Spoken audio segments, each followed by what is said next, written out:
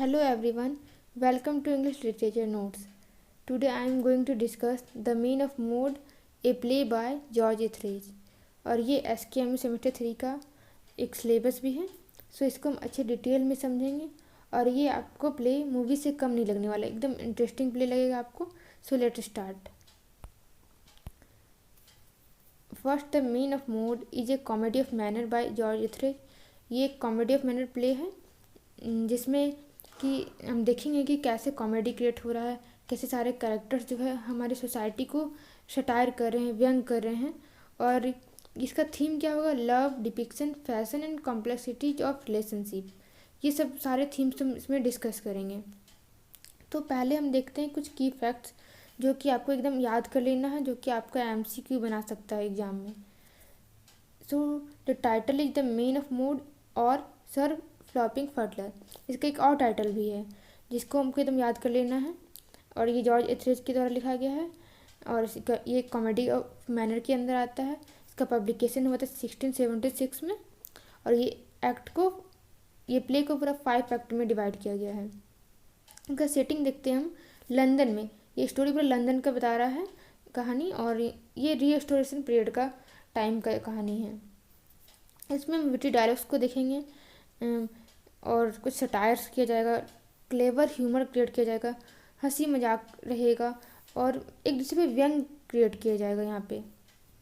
तो major theme क्या रहेगा? Love, hypocrisy, vanity, moral flexibilities. तो पहले प्ले स्टार्ट करने के पहले हम जानेंगे कि जॉर्ज एथरेज थे कौन। तो ये एक इंग्लिश प्ले राइट थे। इनका बर्थ हुआ था 1636 में और डेथ हुआ था 1692 में। और ये क्यों फेमस है? क्योंकि ये जो सोसाइटी पे व्यंग करते थे, उसे ऐसे पोर्ट्रे करते थे जो कि उसका फ्लॉज दिखाया जा सके, उसके जो कमियां हैं उसको दिखाया जा सके।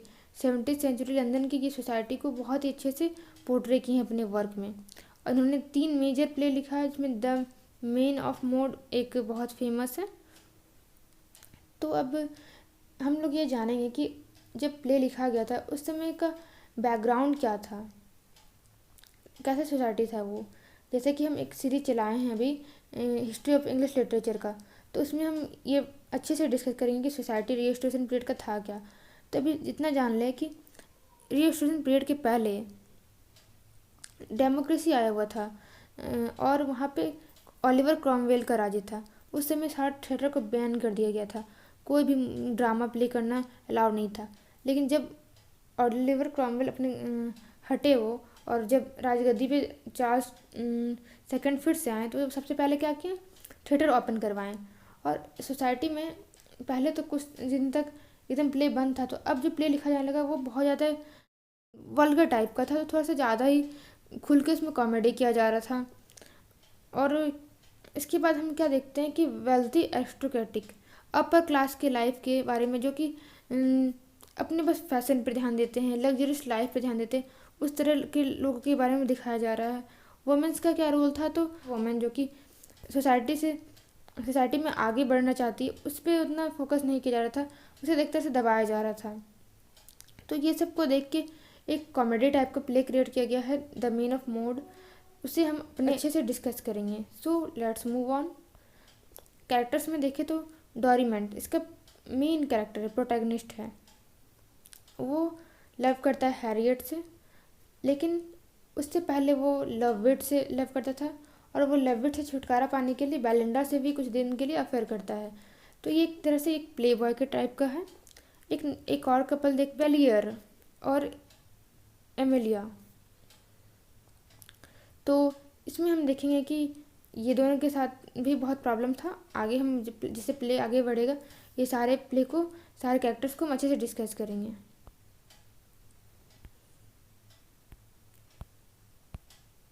So, Act 1. The protagonist Dorimant is a charming and clever gentleman with reputation for being a womanizer. मतलब ये एक ऐसा आदमी था जो कि बहुत ही अच्छा दिखता था, चार्मिंग था, और इसके पीछे बहुत सारी लड़की फिदा थी, और ये एक प्ले बॉय के टाइप का था। He is bored of his current lover Mrs Loveit and plot to get rid of her. अब ये चाहता है कि लविट से हम परेशान हो गए, अब हमसे छुटकारा चाहिए, जो इसकी पहली ये मिस्ट्रेस थी। और ये चाहता है कि हम डायरेक्ट उसको मना नहीं करें, बल्कि कुछ ऐसा हो कि वो हमको मना कर दे, जिससे उसका भी अपने आप को वो रेपुटेशन ख़राब नहीं करना चाहता था सोसाइटी में। तो Doraemon meet young Blair who is in love with Emilia, but his father institute her marry another woman. आगे देखते हैं कि अपनी एक फ्रेंड से मिलता है डोरेमन। उसके फ्रेंड है, उसका नाम बेलियर है, और वो बताता है कि मुझे एमिलिया एक लड़की है वो पसंद है। और लेकिन प्रॉब्लम ये हो रहा है कि उसके फादर चाहते हैं कि वो किसी और से शादी करें, और उसके फादर चाहते हैं कि हम उससे दूर हो जाएं। बट अब दोनों फ्रेंड्स का ऐसा ही प्रॉब्लम है। डोरेमन को भी अब एक दूसरी लड़की पसंद आ गई है, और इसके दोस्त का भी यही हाल है। तो अब दोनों एक दूसरे की हेल्प करेंगे, आगे देखेंगे हम। ये देखिए, एक समझ लीजिए कि ये डोरेमन है, दूसरा हैरियट है। और डोरेमन बोल रहा है कि हम परेशान हो गए लवविट से। लवविट देखिए पीछे में शॉक हो रही है देख के कि ओह, ये मेरे बारे में ही हो रहा है बात। लेकिन इसे पता नहीं चलता है, ये जो लवविट रहती है वो रियली में डोरेमन को पसंद करती है, बट डोरेमन अब उसे छुड़वाना चाहता है। तो ये दोनों का डिस्कशन चल रहा है। आगे देखते हैं एक्ट 2 में क्या होता है। Dorimant schemes to break up with Loveit become clear. अब डोरेमन पूरा कंफर्म है कि हमको लवविट से ब्रेकअप चाहिए। He flirt with Belinda, Mrs Loveit friend who is secretly attracted to him. अब वो बेलिंडा को बना रहा शिकार कि बेलिंडा लवविट की फ्रेंड है। बोल रहा है कि तुम कैसे भी मुझे लवविट से दूर करो, कि वो कर रहा है कि बेलिंडा में इंटरेस्ट है, उससे फ्लर्ट कर रहा है कि लवविट से बस उसको छुटकारा चाहिए।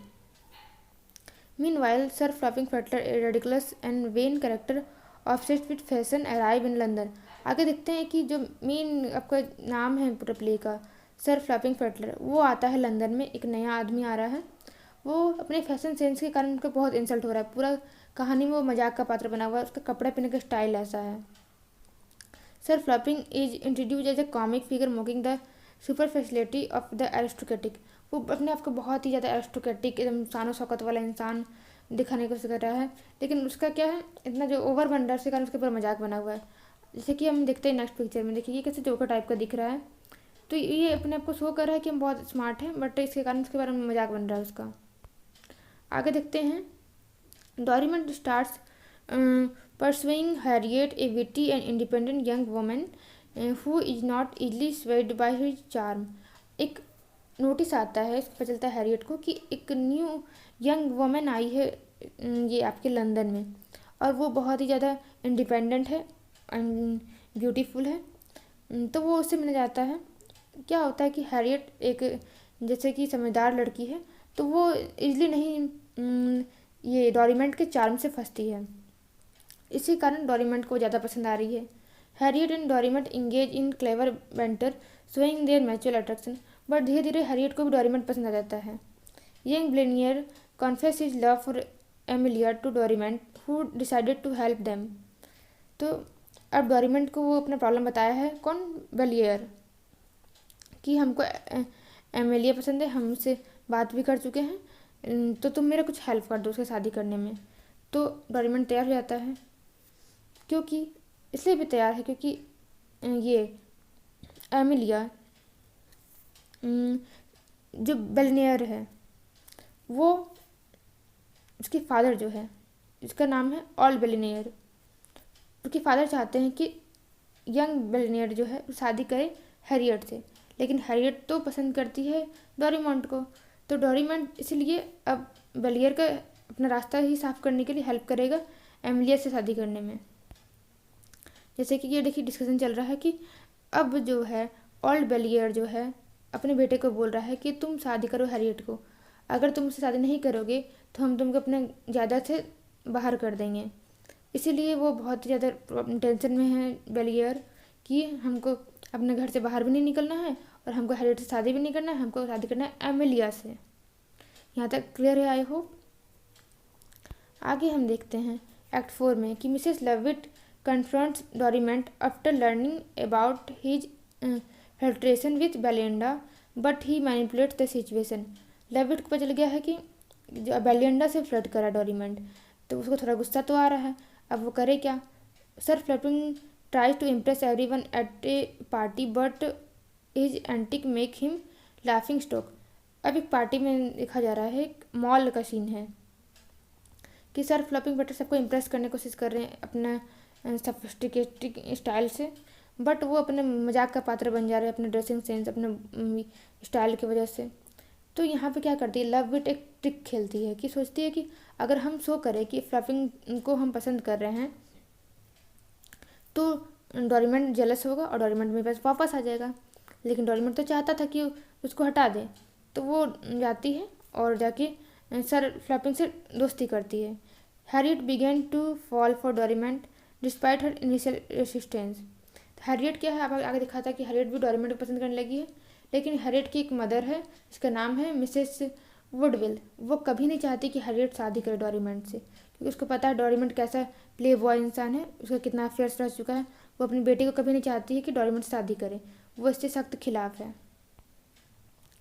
बट क्या होता है, लास्टली देखते हैं हम कि दोनों ने डिस्कस कर लिया कि मुझे शादी करना है, दोनों हैप्पीली है। आगे एक्ट 5 में देखेंगे the play ends with Doraemon successful wooing Harriet. Play कैसे एंड होता है, डोरेमोन और हैरियट दोनों उसे पसंद कर लेते हैं, दोनों एक दूसरे शादी करने के लिए तैयार हो जाते हैं। और उनकी माँ भी जब जानती है कि हैरियट भी लव करती है डोरेमोन से, तो वो भी मान जाती है। इधर हम लोग क्या देखे थे, यंग बेलियर का प्रॉब्लम था कि उसको शादी करना था एमिलिया से।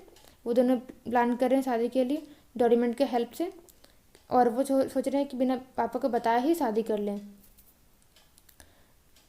और हम एक चीज़ क्या देखते हैं इसमें कि यंग बेलियर के शादी से खिलाफ इसलिए भी थे उसके फादर, क्योंकि एमिलिया को वो के फादर भी पसंद करते थे, लेकिन उसका बेटा जो पसंद कर रहा है वो सेम दोनों एक ही लड़की थी, इसी कारण। लेकिन जब पता चलता है पापा को कि मेरे बेटा पसंद करता है, तो वो आखिर में मान जाते हैं।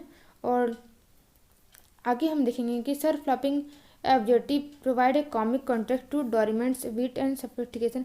ये कहानी में पूरा ही जो कहानी चला है हमारा, फ्लपिंग एक हमेशा कॉमेडी का पात्र रहा है, उसका हमेशा मजाक बनता रहा है।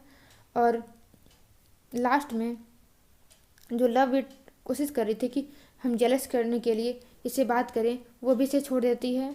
The play conclude with marriage and reconciliations by typical of restoration comedy. Last में देखते हैं कि अच्छा से ये डोरेमोन का हैरियट से शादी हो जाता है, बेलियर का एमिलिया शादी हो जाता है। सिर्फ एक ही कैरेक्टर जो दुखी रहती है वो रहती है मिसेस लवविट, क्योंकि डोरेमोन उसको नहीं मिल पाता है।